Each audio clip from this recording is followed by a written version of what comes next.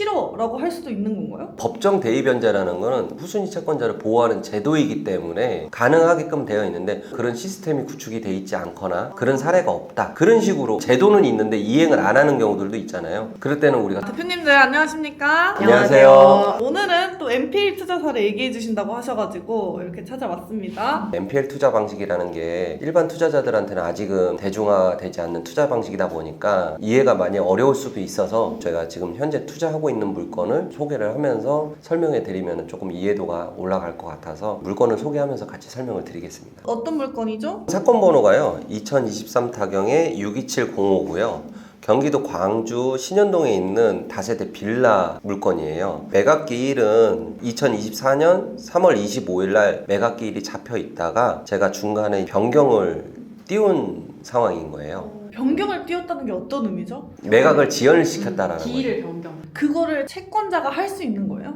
기일 변경을 가능한 거는 특수한 상황들도 있긴 하는데 대표적으로는 채권자가 무조건 기일 변경 신청할 수 있는 건 아니고 경매 신청권자만 가능한 거예요. 이 물건의 특징은 두 가지가 있어요. 근저당권이 1번하고 2번이 있는데 2번 채권을 먼저 제가 매입을 했다가 선순위 거를 대의변제한 사례예요. 일단 대의변제가 뭔지 아세요? 대신 갚아줬다? 돈을 대신 갚아줬고 그 권리를 승계받는다라는 뜻이에요. 그럼 채권을 사온 거죠? 물건을 사다라고 이해를 하시면 되는데 대의변제 종류가 두 가지가 있어요. 임의대의변제가 있고 법정대의변제가 있어요. 그 중에서 이번 사례는 제가 법정대의변제를 한 거고 법정대의변제는 후순위 채권을 보호하기 위한 제도이고 후순위 채권자는 선순위 채권을 대의변제를 할 수가 있어요. 등기부등본상에 보면은 선순위 채권은 우리은행으로 되어 있었는데 지금은 JK라는 회사로 이전이 돼 있어요. 후순위 채권 원금 1,000만 원짜리를 제가 우선적으로 채권을 이전을 했었고 그 채권을 토대로 해서 선순위 우리은행을 법정 대의변제를 한 거죠. 두 번 하신 거예요? 아니요. 등기부등본상을 보시면은 2020년 12월 14일 날 설정한 근저당권을 제가 1차적으로 이전을 해왔어요. 이전을 하고 나서 이전부터는 제가 법정 대의변제를 할 수 있는 요건이 충족이 된 거예요. 이해관계인이니까. 그래서 우리은행 담당자하고 통화를 해서 대의변제를 하겠다라고 해서 대의변제를 한 사례예요.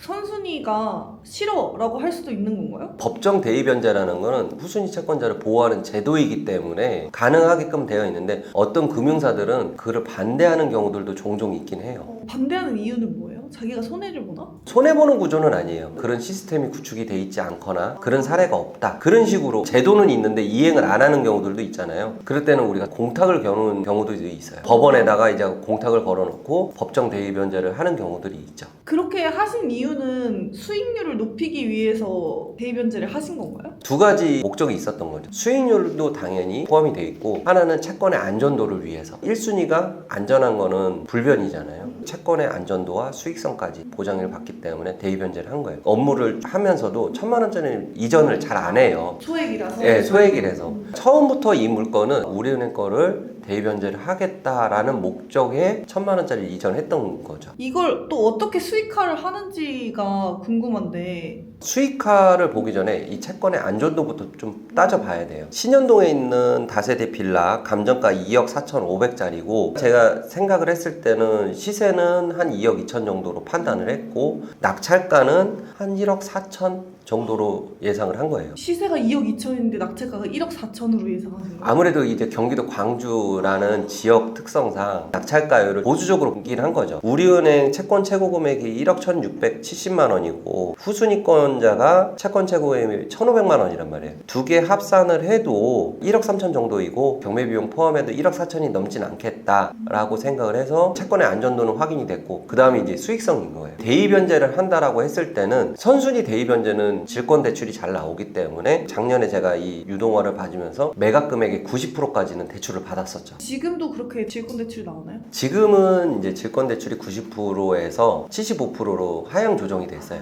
대의변제 할 때 은행이 못 받은 원금, 이자까지 주는 건가요? 거기에 하나 더 플러스 되는 거는 우리은행 쪽에서도 경매를 신청했다라면 경매 비용까지도 다 지불하고 이전을 해요. 질권 대출 얘기를 해주셨는데 질권 대출을 모르시는 분을 위해 가지고 한번 설명해 주시면 좋을 것 같습니다. 질권 대출은 그냥 간단하게 설명드리면요, 채권을 담보로 해서 다시 재대출을 받는다라고 이해를 하시면 돼요. 채권을 담보로 해서 또 대출을 받는다. 채권 담보 대출. 체담대. 네, 오케이. 체담대. 네.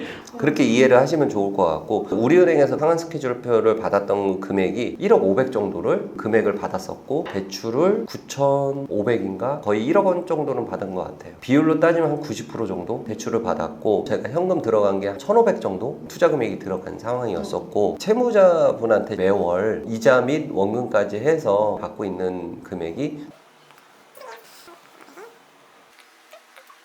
이자가 연 18%로 돼 있어갖고 142만 원 정도가 쌓이는 이자고 거기에서 이제 질권 이자가 나가잖아요. 아까 말씀드렸던 것처럼 9,500 정도를 받았으니 한 8% 정도를 받은 것 같아요. 야, 질권이자 대출도 세네요. 64만 원 정도 나가니까 78만 원 정도가 순수 수익이 되는 거죠. 1,500이 들어가서 78만 원이 남는다. 네네. 네. 그리고 또 시세 차익도 있나요? 아니요, 시세 차익은 없어요. 이거는. 이자를 감당이 안 되시는 부분이 아니라 일시적으로 조금 자금이 막혀서 시간을 조금 달라고 요청을 했고 그래서 그 시간을 기일 변경을 해갖고 첫 매각 기일이 2024년 3월 25일에 잡혔지만 아직까지도 매각이 안 된 이유는 제가 기일 변경을 했기 때문에 2024년 8월 12일까지 기일이 변경된 상황인 거예요. 우리는 NPL사이긴 하지만 이 집을 매각을 하는 게 목적이 아니라 채권을 확보하는 게 목적인 거잖아요. 차주분이 만약에 이자를 계속 입금을 안 하고 계신다라고 하면은 저희도 매각 절차를 밟아가는 게 맞는데 매월 이자를 납부하고 있으니 이분이 여력이 되신다고 판단을 했고 필요한 건 시간이라고 생각했기 때문에 시간을 지금 드리고 있는 상황인 거예요. 지금은 조금 잘 해결이 돼서 NPL이 다시 이제 GPL로 돌아가고 있는데 질권 유동화를 받은 상태에서 돌아가다 보니까 GPL 수익률이 NPL 수익률처럼 나는 거죠. 그리고 NPL처럼 쌓여가는 게 아니라 매월 정산이 되고 있다고 예. 하니까 더 수익이 좋을 것 같아요. 그럼 이거 수익률 한번 계산해볼까요? 수익이 지금 78만 원씩 나는 거죠? 62%. 대략. 네, 대략 62% 정도의 수익률이 나오는 거예요. 물론 이제 90%의 질권 대출이 나왔던 건 이제 작년 10월 이전이기 때문에 그랬기 때문에 60%대의 수익률이 나올 수 있지 않을까 싶습니다.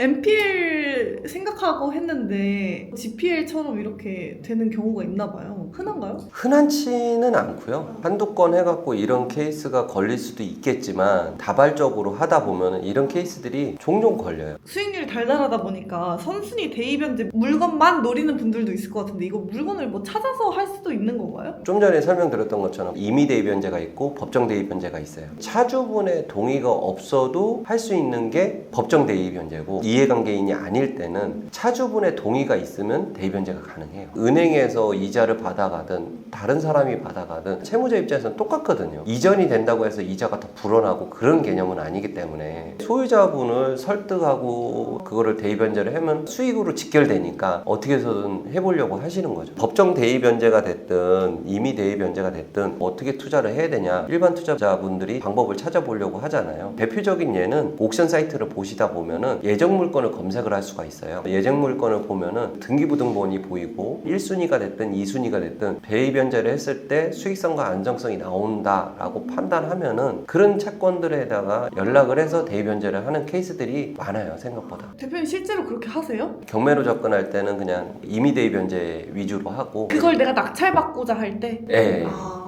만약에 예를 들어 NPL 투자를 한다라고 하면은 법정 대입변제 추구를 하고 있죠. 그쵸. NPL 사례도 카페에서 볼 수 있나요? 그쵸. 예.